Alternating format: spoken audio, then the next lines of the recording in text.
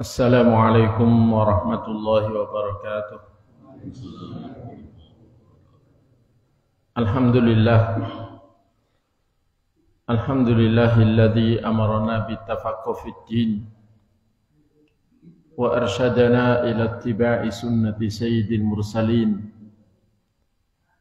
Wa usalli wa usallimu ala rasulil amin wa alihi tahirin wa ashabihi al-akramin wa man tabi'ahum bi ihsanin ila yaumiddin.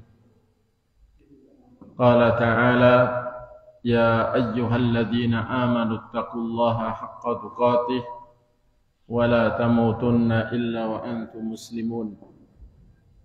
Amma ba'd. Kayak ada suara nyik.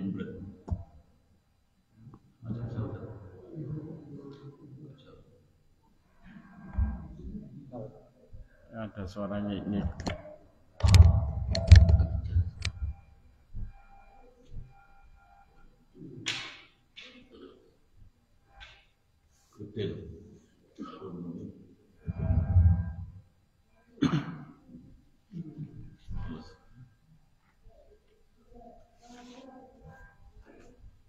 Ikhwani fillah, a'azzakumullah wa rahimakum. Alhamdulillah, pada kesempatan malam hari ini kita masih diberi oleh Allah Ta'ala curahan nikmatnya, masih diberi kesehatan, kesempatan, kemauan dan kemampuan, pendengaran, penglihatan dan nikmat akal yang sangat mahal, serta nikmat-nikmat yang lain yang sangat banyak yang tidak mungkin kita hitung, yang dengan nikmat-nikmat itu kita masih bisa berusaha menambah kebaikan dengan berusaha menambah pengetahuan tentang agama Allah. Dan kita berharap semoga Allah Ta'ala menambahi untuk kita hidayah taufiknya setelah hidayah irsyadnya, sehingga kita bisa semakin baik di dalam berislam secara zahir maupun batin. Dan kita berharap juga semoga Allah Ta'ala memberikan kepada kita sakinah, curahan rahmah, dan juga salawat darinya dan dari para malaikatnya, serta kemudahan jalan menuju surganya dengan melaksanakan kewajiban thalabul ilmi ini.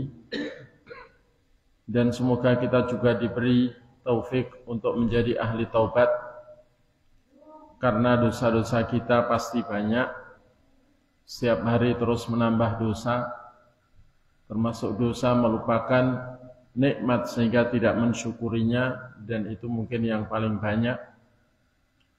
Sehingga diharapkan dengan mendapatkan ampunan karena banyaknya istighfar dan taubat kepada Allah, kita bisa terhindar dari segala siksaan, baik siksaan dunia, alam barzakh maupun akhirat. Dan malam ini insyaallah akan kita kaji bagian dari materi pembahasan akidah berkaitan dengan ruqyah dan tamimah. Setelah kita mengkaji tentang kesyirikan, kekafiran, kemunafikan sebagai pembatal dari keimanan dan bisa membatalkan tauhid seseorang, kita juga mengkaji tentang kefasikan, kejahilian. Cuma tidak di sini ya, di Babus Salam. Maka malam ini insyaallah akan kita kaji tentang ruqyah dan tamimah. Yang pertama tentang ruqyah. Ruqyah itu adalah at-ta'widzat allati yurqa biha sahibul afah kal humma was sara' wa ghairi dzalik minal afat, yaitu kalimat-kalimat untuk memperlindungkan yang disuwuk dengannya itu orang yang memiliki kelainan atau terkena musibah. seperti demam, kerasukan, dan selain itu dari berbagai hal yang menimpa atau keanehan yang menimpa, ketidakwajaran atau ketidaknormalan yang menimpa. Dan ruqyah ini ada dua macam. An-naw'ul awal, macam yang pertama, ma lam yakhlu minasyirk, yang tidak kosong dari kesyirikan. Wa hiya ruqyah allati yusta'anu biha bi ghairillah min du'ai ghairillah awil istighatsah wal isti'adzah bi ghairillah, yang di dalam ruqyah tersebut ada permintaan tolong kepada selain Allah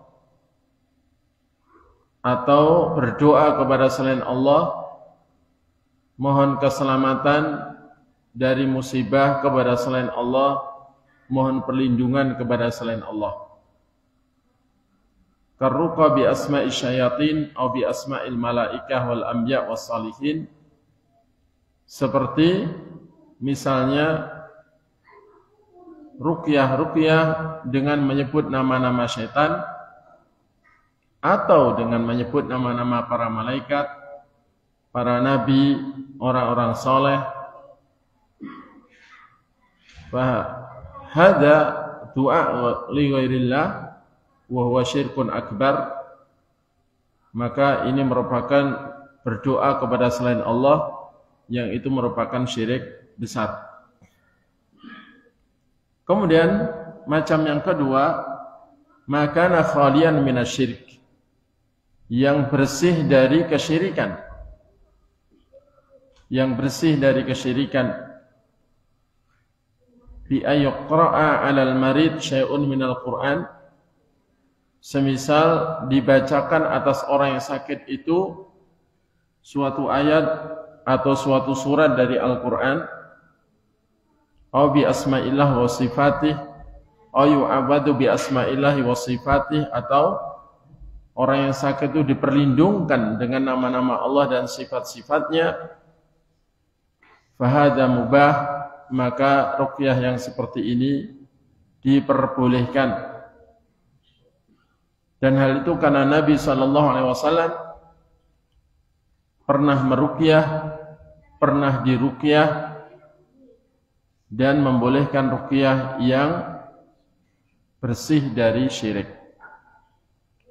Diriwayatkan dari sahabat Auf bin Malik radhiyallahu an, ia berkata, kunna narqi fil jahiliyah, kami biasa meruqyah di zaman jahiliyah.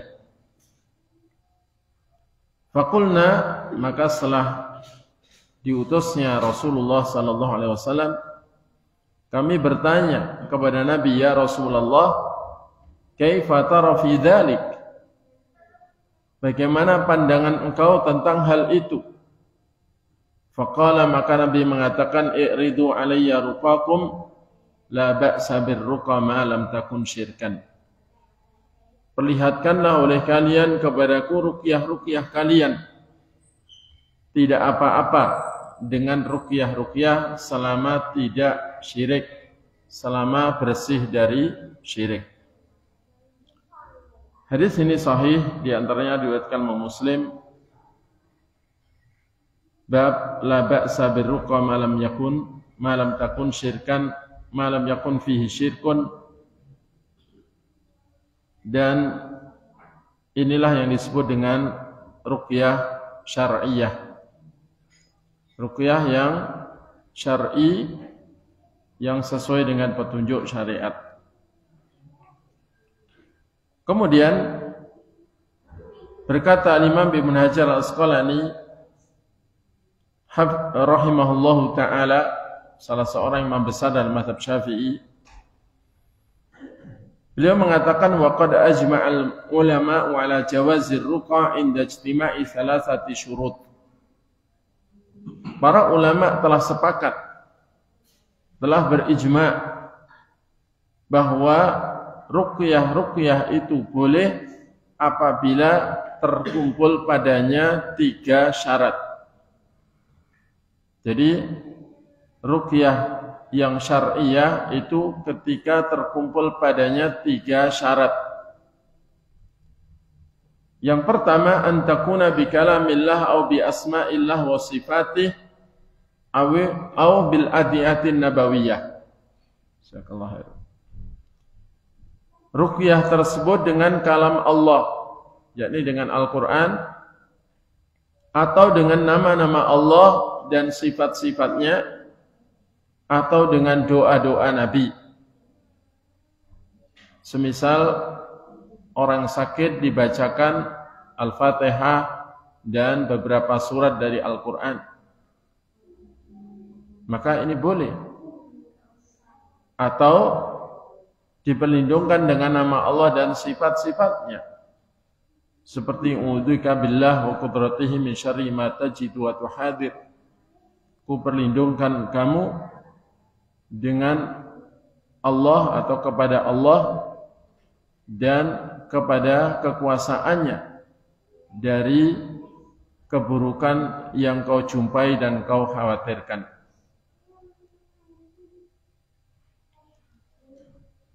Atau bismillahi arqiq min kulli syai'in yudhik wa min syarri kulli nafsin aw ainin hasid Allah yashfik. Bismillahi arqiq. Bismillahi arqiq, dengan nama Allah aku meruqyahmu. Min kulli syai'in yudhik, dari segala sesuatu yang mengganggumu.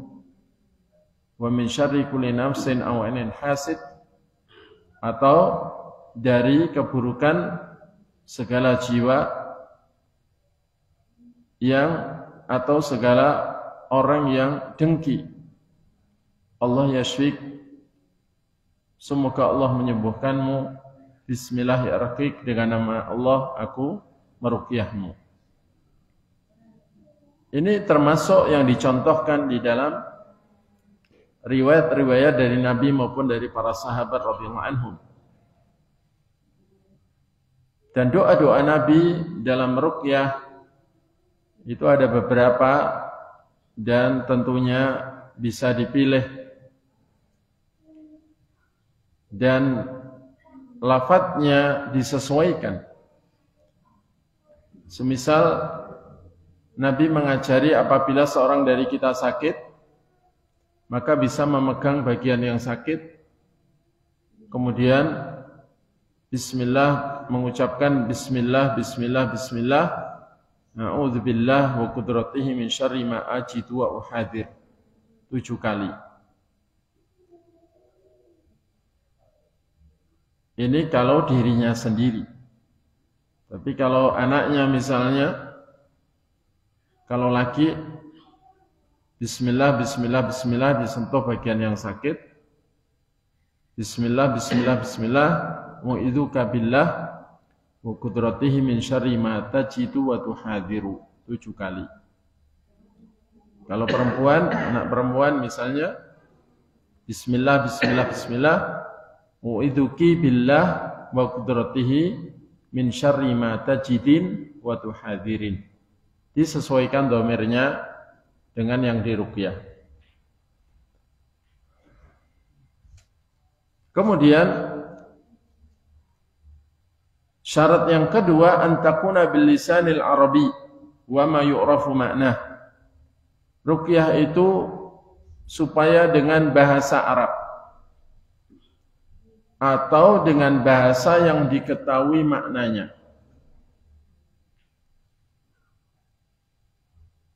Dan yang terbaik dengan bahasa Arab tentunya, karena bahasa terbaik adalah bahasa Arab. Tapi kalau nggak bisa bahasa Arab, maka bisa dengan bahasa sendiri, bahasa Indonesia atau bahasa Jawa atau bahasa yang lain, dengan syarat diketahui maknanya. Diketahui maknanya. Wa amma in kana bi ghairi lisanil arabi aw bima la yu'rafu ma'nah. Adapun apabila dengan selain bahasa Arab atau dengan bahasa yang tidak diketahui maknanya, wa yuhsha ayat khulaha kufrun aw syirkun wala yu'lamu an. Dikhawatirkan dalam bahasa itu ada ya kata-kata yang mengandung unsur kesyirikan atau kekufuran sementara tidak diketahui. Ya. Misal dengan bahasa kuno apa begitu, apa bahasa India atau apa, sementara kita nggak tahu bahasa India, atau dengan bahasa-bahasa yang biasa dipakai orang yang diistilahkan mantra-mantra, maka ini semua tidak boleh. Kemudian yang ketiga, ayat taqida anna ruqa la tu'athiru bidatiha bal bitaqdirillahi ta'ala. Meyakini bahwa ruqyah itu tidak bisa memberi pengaruh dengan zatnya ruqyah itu sendiri, akan tapi berpengaruh itu dengan takdir Allah. Yakni kalau Allah memang mentakdirkan sembuh dengan cara ruqyah, kalau orang sakit, maka ya sembuh. Tapi kalau Allah tidak mentakdirkan sembuh, ya enggak sembuh. Bukan masalahnya yang dibaca itu kurang ampuh atau yang membaca itu kurang sakti, enggak ada hubungan dengan itu. Meskipun yang membaca itu semakin bertakwa, diharapkan semakin mustajab doanya dan harapannya. Tapi kata Imam Ibnu Qayyim Al-Jauzi rahimahullah bahwa ruqyah itu dawa seperti obat. Kadang-kadang obat itu sebenarnya mujarab. Digunakan banyak orang itu bisa sembuh. Dengan izin Allah sembuh. Tapi pada orang-orang tertentu tidak sembuh, tidak berpengaruh. Maka beliau menasihati bagi orang yang menggunakan ruqyah supaya orang yang diruqyah itu juga bergantung hanya kepada Allah, tidak bergantung kepada peruqyahnya dan tidak bergantung kepada ruqyahnya. Bergantung hanya kepada Allah dan yakin bahwa kalau Allah menghendaki sembuh dengan itu maka pasti sembuh. Dan berharap hanya kepada Allah saja. Maka itu diumpamakan tubuh. Ketika tubuh itu menerima obat, tapi tubuh itu belum mau, karena belum adaptasi, belum mau menyerap obat itu. Maka obat yang dimasukkan atau yang diminum itu akan dibuang oleh tubuh dan tidak dimanfaatkan oleh tubuh. Seperti juga ruqyah. Karena itu selain peruqyah harus besar harapan kepada Allah dan tidak menoleh kepada selain Allah dan tidak bergantung kepada selain Allah. Maka yang diruqyah juga supaya seperti itu, sehingga menyatulah dua harapan dari dua hamba kepada Allah satu-satunya.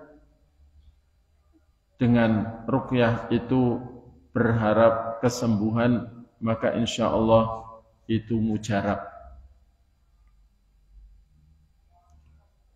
Dan bahkan sebaiknya ruqyah itu tidak menjadi alternatif terakhir dalam pengobatan. Supaya itu menjadi alternatif pertama.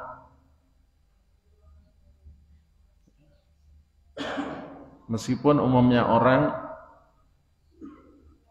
pertama alternatifnya adalah dokter, obat-obatan, kimia, kemudian kalau sudah enggak berpengaruh, terus baru cari herbal untuk alternatif, kemudian ketika itu juga tidak sembuh-sembuh, akhirnya ruqyah, kan gitu kan. Maka ini terbalik ya. Harusnya ruqyah itu jadi pilihan utama pertama. Bahkan Al-Imam Ibnu Qayyim Al-Jauziyah rahimahullah menyebut bahwa di antara yang akan diajukan oleh Nabi di akhirat nanti sebagai umat yang meninggalkan Al-Quran, di antaranya adalah tarkut tadawi bil Quran, meninggalkan pengobatan dengan Al-Quran. Yakni tidak mau berobat dengan Al-Quran, ini bagian dari orang yang meninggalkan Al-Quran. Karena meninggalkan Al-Quran itu kadarnya beda-beda. Meninggalkan bacaannya ini juga meninggalkan. Mau membacanya tapi meninggalkan pendalaman, pemahaman, pengkajian maknanya, ini juga meninggalkan. Nah, termasuk tidak berobat dengan Al-Quran, ini juga bagian dari perbuatan hajrul Quran, meninggalkan Al-Quran. Sementara Nabi akan mengadukan, Rabbi inna qaumi ittakhadhu hadzal Qur'ana mahjura. Wahai Tuhanku, sesungguhnya kaumku telah menjadikan Al-Quran ini sebagai sesuatu yang ditinggalkan. Jamaah sekalian yang semoga selalu dirahmati Allah. Jadi kesimpulannya bahwa syurut ar-ruqyati syar'iyyah, ruqyah yang syar'i itu ketika terkumpul padanya 3 hal ini, yakni dengan Al-Quran, dengan nama-nama Allah, dengan sifat-sifatnya, atau dengan doa-doa Nabi. Yang kedua, dengan bahasa Arab, atau paling tidak dengan bahasa yang diketahui maknanya dan benar-benar maknanya ini bersih dari kesyirikan.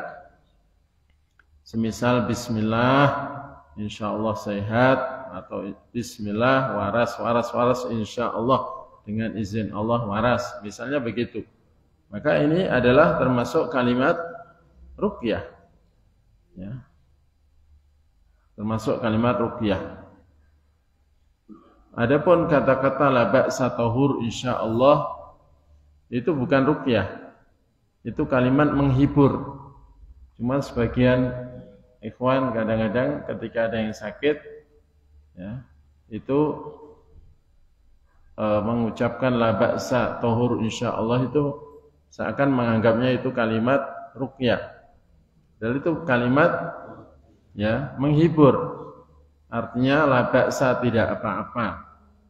Tahur insyaallah menjadi pembersih dosa insyaallah.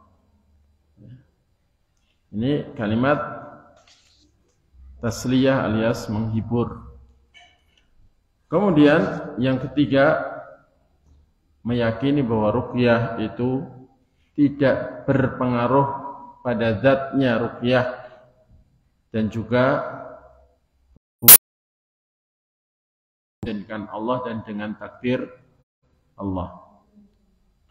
Sehingga kalau tidak pernah dicatat dalam takdir bahwasanya seorang hamba ini akan sembuh dengan ruqyah, itu ya tidak sembuh, ya tidak akan sembuh. Sehingga jangan terus meragukan ya kalam Allah Al-Quran sebagai obat. Saya diruqyah berkali-kali nggak sembuh-sembuh, katanya Al-Quran itu obat. Mana? Nah ini jangan sampai begitu. Jangan sampai begitu. Ya. Al-Quran obat. Ya. Bahkan termasuk obat yang paling mujarab. Baik. Kemudian tentang kaifiyahnya, di antara kaifiyah ini tidak membatasi, tapi ini di antara kaifiyah yang biasa digunakan oleh para ulama, tata caranya ruqyah, ayyaqra'a wa yanfusa 'alal marid mubasyarah. Bisa dengan cara membacakan dan meniup-niup pada orang sakit secara langsung. Jadi misal membaca Al-Fatihah atau didoakan dulu doa kesembuhan, kemudian dibacakan Al-Fatihah, kemudian setelah itu ditiupkan orangnya. Ini juga bisa. Kemudian dibacakan surat-surat yang lain, di sela-sela membaca itu ditiupkan, itu bisa. Au yaqra'u fi ma'in aw zaitin wa nahwihima fa yastam'ilul marid, atau membacakan di air, membaca ayat Quran, doa-doa Nabi, kemudian ditiupkan di air atau pada minyak, kemudian digunakan oleh orang yang sakit itu. Ini sebagaimana atau dikiaskan kepada apa yang dilakukan oleh Nabi SAW, sebagaimana diriwayatkan oleh Ibu Aisyah radhiyallahu anha, bahwa Nabi SAW kana yaqulu lil marid, biasanya mengucapkan kepada orang sakit, Bismillah turbatu ardina biriqati ba'dina yashfi saqimana bi'idni rabbina. Dengan nama Allah, dengan seluruh nama Allah. Ini adalah debu atau tanah bumi kita, debu bumi kita, bercampur ludah sebagian kita, mengobati orang sakit di kalangan kita dengan izin Tuhan kita. Hadis ini menunjukkan di antara cara ruqyah adalah membacakan doa ataupun doa ruqyah ya, atau bacaan Quran misalnya pada air, dan air itu bisa dicampur debu ya. Ini supaya bakterinya